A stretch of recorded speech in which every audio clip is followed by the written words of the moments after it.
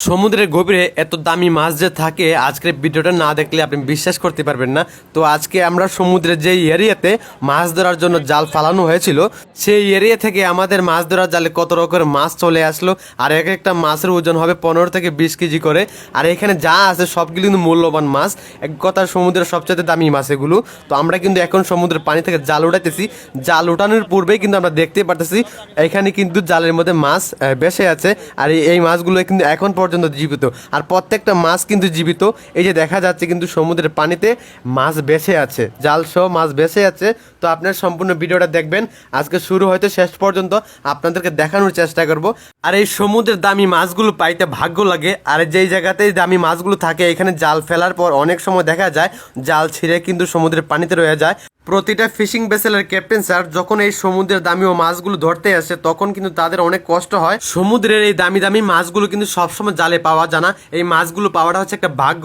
তবে আজকে আমাদের কপাল খুলে গেল বলতে পারেন, যে এইখানে আমরা ফিশিং করতে আসছি, এইখানে মাত্র 1 ঘন্টা ফিশিং করে এত মাছ যে আসবে, আর সবগুলো হচ্ছে দামিও মাছ। এখানে কিন্তু এক প্রকার মাছ নয়, এখানে বিভিন্ন রকম মাছ আছে আর সবগুলো হচ্ছে দামিও মাছ। ব্যাগের শেষ অংশে কিন্তু অনেক পরিমাণ মাছ জমা হয়েছে। তো আমরা এখন ব্যাগটা খুলবো, ব্যাগটা খুললে কিন্তু ব্যাগের ভিতর থাকা জমা মাছগুলো চলে আসবে। তো দেখতেই পারতেছেন প্রত্যেকটা মাছ কিন্তু জীবিত। আমরা এক এক করে সবগুলো মাছ আপনাদেরকে হাতে নিয়ে দেখাবো।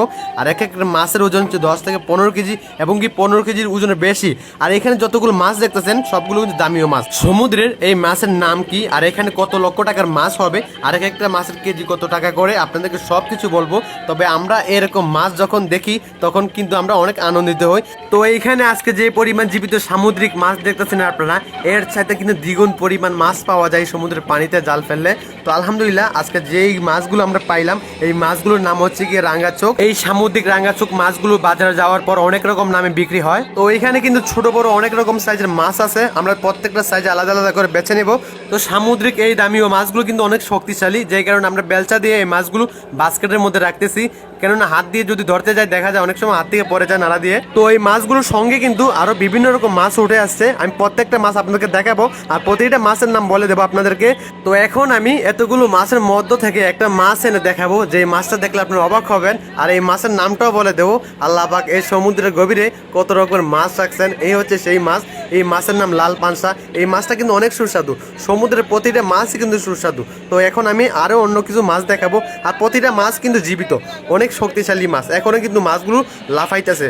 আমরা যে জায়গায় বসে মাছ বাছি সেই জায়গাতে কিন্তু আমরা মাছগুলো ভিতরে নিয়ে আসলাম। এখানে কিন্তু মাছগুলো একসঙ্গে রাখা হয়েছে। তো এখন আমি সমুদ্রের গভীরে থাকা একটা বড় মাছ দেখাবো, যে মাছের ভিডিও আপনারা অনেকের কাছেই দেখছেন। তো এই মাছটার নাম হচ্ছে বুলফোয়া, আমরা বুলফোয়া নামে বলি এই মাছটাকে। এই মাছটা কিন্তু অনেক শক্তিশালী আর অনেক সুস্বাদু, খেতে অনেক মজা লাগে। আমি এখন হাত দিয়ে যে মাছগুলো উঠাচ্ছি সেই মাছগুলোর ওজন 10 কেজির চাইতেও বেশি, আর প্রত্যেকটা মাছ কিন্তু এখন পর্যন্ত জীবিত।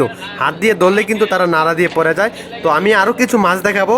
তো এই হচ্ছে সামুদ্রিক আরেকটা মাছ, এই মাছের নাম সুরমা, আমরা সুরমা বলি।